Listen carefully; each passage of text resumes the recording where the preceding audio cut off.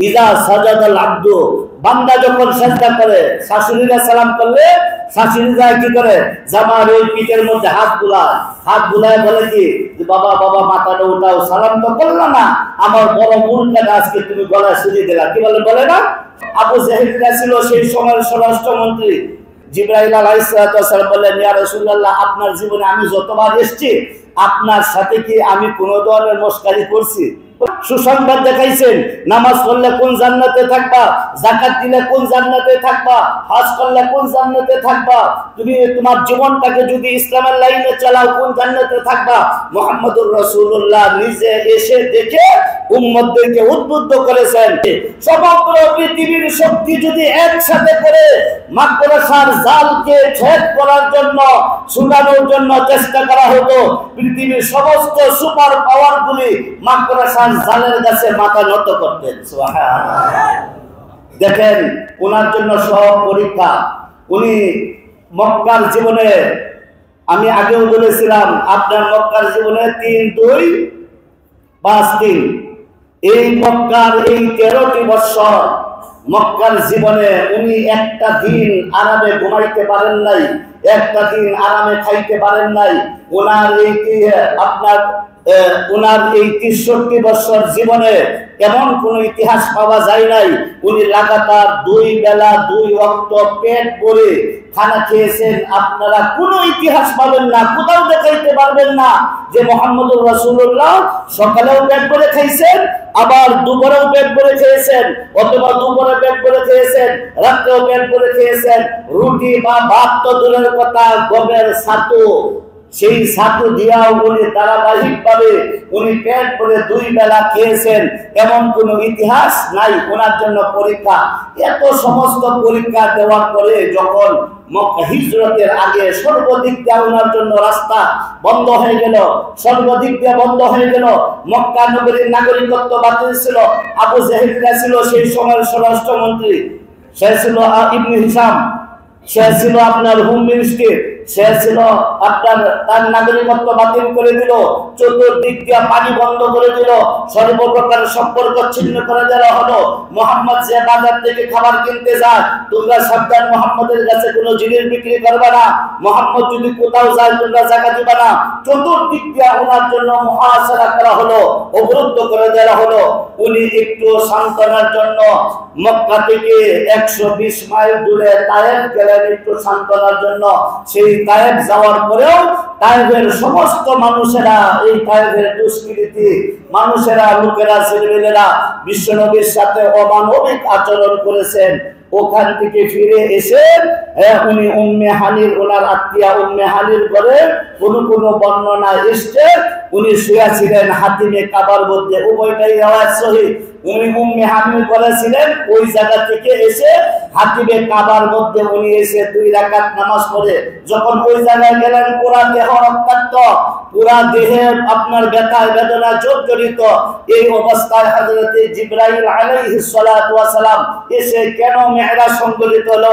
জিবরাইল আলাইহিস সালাতু ওয়াস সালাম এসে বলতেছেন, ইয়া রাসূলুল্লাহ, ইয়া হাবিবাল্লাহ, আপনি যে আল্লাহর কাছে যত পরীক্ষা দিয়েছিলেন সমস্ত পরীক্ষায় আপনি উত্তীর্ণ হয়েছেন। বলেন সুবহানাল্লাহ। আপনার একটু সান্নিধ্য, আপনার একটু দিদার, আপনার একটু মোলাকাত আল্লাহ রাব্বুল আলামিন কামনা করেছেন। বলেন সুবহানাল্লাহ। আল্লাহ তো আপনার সাথে দেখা করতে আসতেন, আপনি আল্লাহর কাজ করতে যায় এত কিছু বাধা বিপত্তির সম্মুখীন হলেন, আল্লাহ আপনার কাছে আসতেন, কিন্তু আল্লাহ এটা প্রটোকলে, আল্লাহর নীতিমালায় নাই যে আল্লাহ একজন নবীর বাড়িতে আসবেন।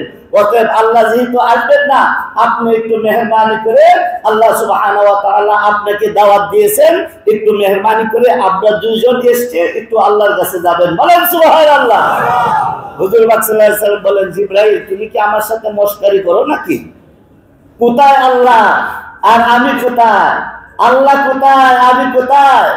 আল্লাহ হলেন আরশে আজিমে, আমি হলাম মক্কা নগরে একটা কুঠুরি করে, আমি হলাম ওই জায়গার মধ্যে।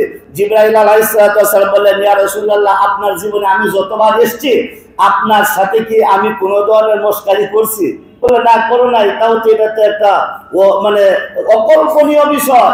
আমি আল্লাহর সাথে দেখা করব। যদি আপনি সম্মতি হন তাহলে যত ধরনের যাতায়াতের যত ব্যবস্থা আছে, নিরাপত্তা আছে, বলেন আমাদের দেশের কোনো সরকার প্রধান বা কাউকে যদি অন্য দেশের লোকেরা দাওয়াত করে, তাহলে দাওয়াত দিবি যিনি দিবেন ওই দেশ থেকে ঘর থেকে বের হওয়ার পরে পুনরায় ঘরে ফিরিয়ে দেওয়ার দায়িত্ব কার? যিনি দাওয়াত দিয়েছেন ওনার, ওই দেশের দেশ প্রধানের।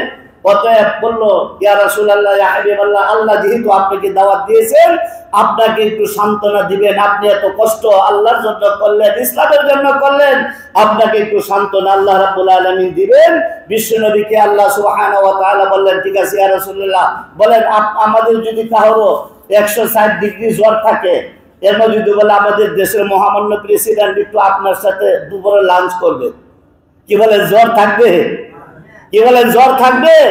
অথবা আপনাকে একটু দাওয়াত দিয়েছেন, আজকে আমাদের দেশের প্রধানমন্ত্রী প্রেসিডেন্ট মহোদয় উনি বঙ্গভবনে উনি আপনার সাথে ডিনার করবেন, রাত্রে খানা আপনার সাথে খাবেন। আর যদি 160 ডিগ্রি জ্বরও থাকে, তা কি থাকবে না? জ্বর থাকবে না। মুহাম্মদুর রাসূলুল্লাহ সাল্লাল্লাহু আলাইহি সাল্লাম আল্লাহর দাওয়াত পায় উনি উঠে গেলেন, উঠে যায় রেডি হয়ে আবার হাতিমে কাবা গিয়া 2 রাকাত নামাজ পড়লেন। নামাজ পড়ে সাথে সাথে বুরা কানা হলো, ওই জায়গা থেকে শুরু হলো সুবহানাল্লাযী আসরা বিআবদিহি লাইলাম মিনাল। ইনশাআল্লাহ বাকিটা ধারাবাহিকভাবে ইনশাআল্লাহ পরে বলবো। আল্লাহ সুবহানাহু ওয়া তাআলা ওনার পরীক্ষা স্বরূপ ওনাকে আল্লাহ সুবহানাহু ওয়া তাআলা মেরাজ দিলেন, এবং সমস্ত আল্লাহর নিয়ামতগুলি, যেহেতু নবীর এইটা উনি শেষ নবী, কিয়ামত পর্যন্ত আর কোন নবী আসবে না।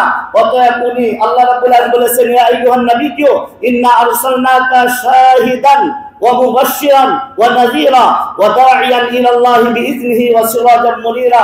হে মুহাম্মদ, আপনি যেহেতু সাক্ষ্যদাতা হিসাবে, আপনি যেহেতু সুসংবাদদাতা হিসাবে, আপনি যেহেতু ভীতি প্রদর্শনকারী হিসাবে আপনাকে দুনিয়াতে পাঠিয়েছে, আপনি যে সুবহানাল্লাহ বললে যে জান্নাতে একটা গাছ হবে, ওইটা যে আপনার উম্মতদেরকে বলবেন আপনি কি জান্নাতে গাছ দেখে আসছেন, এটা যাতে উম্মতেরা বললে মুহাম্মদ উত্তর দিতে পারে যে আমি যে ব্যক্তি দুনিয়ার জমিন থেকে একবার সুবহানাল্লাহ বলবে তার জন্য জান্নাতে একটা গাছ হবে। আমি যতবার সুবহানাল্লাহ বলেছি আমার আমলনামা জান্নাতে তত গাছগুলি আল্লাহ আমাকে দেখায় নিয়ে এসেছেন, বলেন সুবহানাল্লাহ।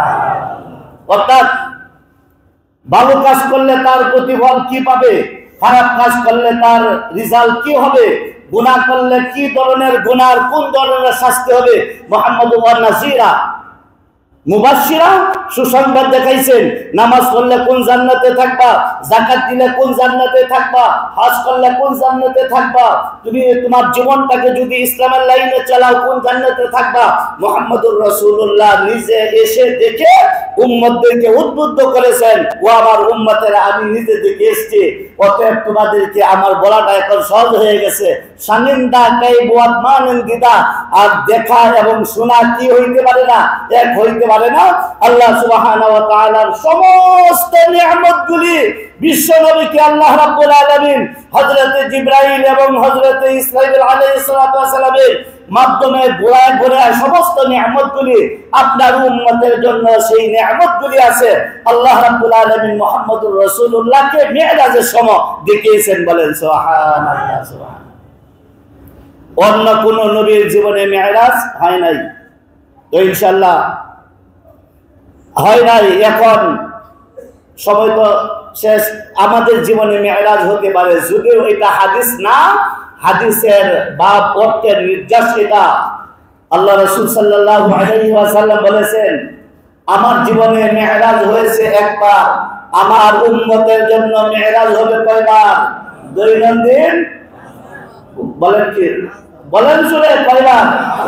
কয়বার? আল্লাহর নবীর জীবনে কয়বার?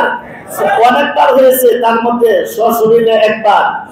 কিন্তু সশরীরে মিরাজ হয় আমাদের জীবনে কয়বার? দৈনন্দিন 5 বার। যদিও এই শব্দটা হাদিস, as-সালাতু মিরাজুল মুমিনিন, নামাজ হলো মুমিনের জন্য মিরাজ, এটা হাদিসটা কিন্তু হাদিসের নির্যাস।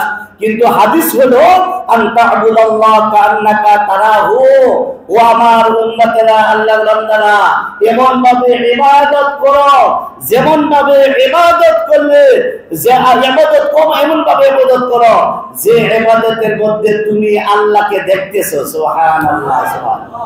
ফাইল্লাম তাকুন তারাহু ফাইন্নাহু ইয়ারাকা। আর তুমি যদি না দেখতেছো তাহলে মনে করো তোমাকে আল্লাহ দেখছে। অতএব তোমার সিজদাটা তোমার জন্য মেরাজ। ইজা সাজাদাল আব্দু, বান্দা যখন সিজদা করে, শাশুড়িরা সালাম করলে শাশুড়িরা কি করে, জামার ওই পিঠের মধ্যে হাত বুলায় বলে কি যে বাবা বাবা মাথাটা উঠাও, সালাম তো করলো না, আমার বড় মুলটাকে আজকে তুমি গলায় সরিয়ে দিলা। কি বলে না? শাশুড়িরা সালাম করলে শাশুড়ির মাথায় যায় হাত বুলায়। যদি শরীয়তের এই নিয়ে মাসআলার একটু ভিন্নতা আছে।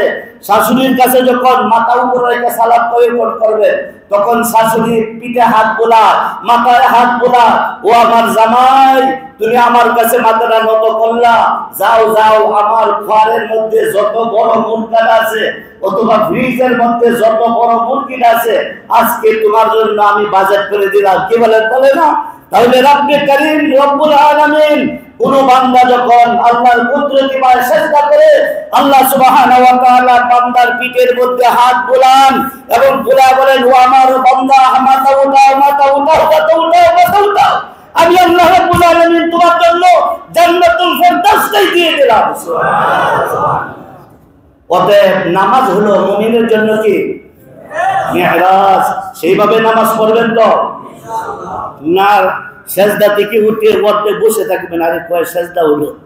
অনেকে আছে না সেজদা থেকে উঠে আবার রুকু থেকে উঠে আবার এখানে একটু স্টপ করে, রুকু কি মানে কয়টা হলো, এখন কোন জায়গায় যাব, এই ধরনের কনফিডেন্স থাকে না।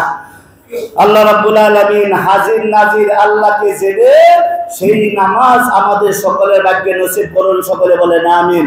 ওয়া আখিরু দাওয়ানা আলহামদুলিল্লাহি রাব্বিল আলামিন। যারা সুন্নাত মেনে চলে